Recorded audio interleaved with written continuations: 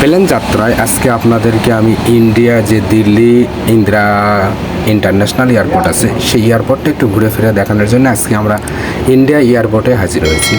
তো প্লেন থেকে নামার পরে আপনারা দেখতে পাচ্ছেন এটা হচ্ছে এরকম যে এয়ারপোর্টের ভিতরে বিভিন্ন রকম খাবার টাবার সামগ্রী পৌঁছায়।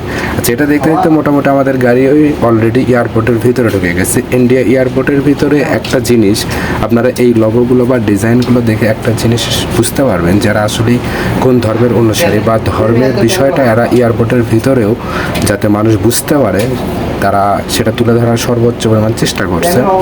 তবে এয়ারপোর্টের এই ডিজাইন ছাড়া মোটামুটি সব কিছুই সবার সাথে মানানসই ছিল। তো সেকেন্ড নম্বর বিষয় হচ্ছে আমরা যে এয়ারপোর্টের ভিতরে ঢুকছি এটা আসলেই দেখার মতো একটা পরিবেশ ছিল, যেটা সবাইকে আশ্চর্য করে, এত সুন্দর যেটা কল্পনাকেও হার মানায়। তবে এরা শিল্পর কারুকার্য অসাধারণভাবে ফুটে তোলার সর্বোচ্চ পরিমাণ চেষ্টা করছে। তো আমরা এই কারুকার্য দেখতে দেখতে ভিতরের দিকেই যাচ্ছি। তবে এখানে বিশ্বের বিভিন্ন দেশের লোকজন এসে হাজির হয়, আর বিশ্বের বিভিন্ন দেশের লোকজন এই এয়ারপোর্ট থেকে বিশ্বের বিভিন্ন প্রান্তে যাতায়াত করেন। তো আমাদের প্রসেসিংয়ের পরে আমাদেরকে পাসিং করতেছে। তো পাসিং করার সময় অবশ্যই এরা আমাদেরকে এমনভাবে ঢোকালো যে আমরা এই ইন্দিরা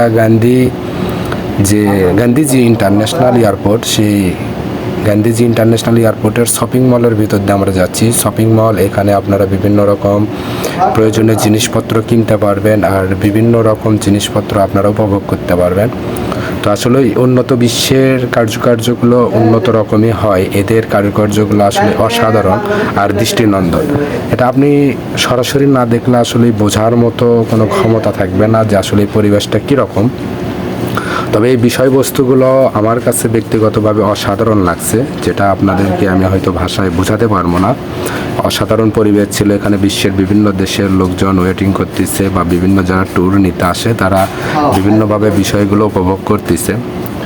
তো আপনাদেরকে এই বিষয়টা আমি চতুর্দিকে ঘুরে ফিরে দেখানোর চেষ্টা করছি। তবে এখানে অতটা অ্যাভেলেবল ভিডিও করা মুশকিল, অ্যাভেলেবলভাবে ভিডিও করা যায় না। তারপরেও আমি যতটুকু পারছি আপনাদেরকে ভিডিও করে দেখানোর সর্বোচ্চ চেষ্টা করছি। তো এটা হচ্ছে আমাদের পাসিংয়ের বিষয়।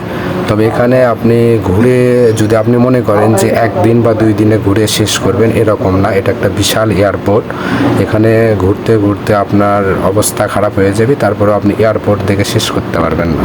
তো নেক্সটলি আমরা পরবর্তী পদক্ষেপের প্রসেসিংয়ের জন্য আমরা এয়ারপোর্টের ভিতর দিয়ে যাচ্ছি। এই জায়গাগুলো একবারে মনে হচ্ছে প্রাকৃতিকভাবে অসাধারণভাবে তারা তৈরি করছে। আর এখানে যে কার্যক্রম হয়েছে সেটা আসলেই আপনার যে বিশ্বের যে প্রান্ত থেকে আসুক তার দৃষ্টি কাড়ার মতো। তো আমরা দৃষ্টিনন্দনভাবেই সবাই উপভোগ করতে করতে সামনের দিকে এগিয়ে যাচ্ছি, কারণ আমাদের নেক্সট ফ্লাইট হবে সৌদি রিয়াদের উদ্দেশ্যে। আর সৌদি রিয়াদের উদ্দেশ্যে আমরা তবে গান্ধীজি যে ইন্টারন্যাশনাল এয়ারপোর্ট আছে সেই এয়ারপোর্টটা আমরা ঘুরে ফিরে দেখিচ্ছি। আর আমার সাথে আমার কয়েকজন বন্ধুবান্ধব ছিল, তো তারা সবাই মিলে আমরা গান্ধীজি ইন্টারন্যাশনাল এয়ারপোর্ট থেকে অল্প কিছুক্ষণের মধ্যেই রিয়াদ কিং খালিদ ইন্টারন্যাশনাল এয়ারপোর্টে পৌঁছে যাব। তো সবাই ভালো থাকেন, সুস্থ থাকেন।